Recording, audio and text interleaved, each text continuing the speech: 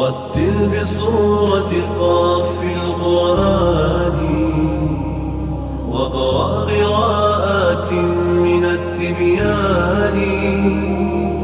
حبل متين مد من رب السماء، فسما إلى العلياء بالإنسان. هو للقلوب ربيعها وجلاؤها، وملاذها من قسوة الأحزان. وهو الغنى والنور والذكر الذي يسقي القلوب حلاوة الإيمان. هو شافع ومشفع لمن اصطفى، رب الورى من حامل القرآن.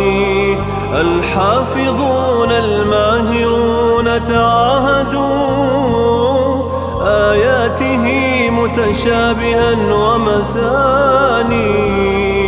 قالوا نرتله ب7 أحرف، أكرم بجمع مثقل الميزان. هم خير أمتنا وأشراف الملا، وهم الحماة وعدة الأوطان.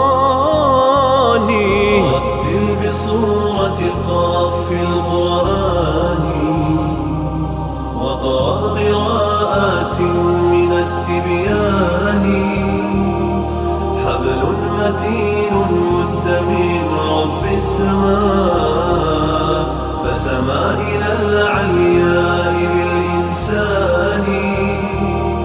هو للقلوب ربيعها وجلاؤها، وملاذها من قسوة الأحزان. وهو الغنى والنور والذكر الذي يسقي القلوب حلاوة الإيمان. الحمد لله الكريم بفضله، هذه بلاد الخير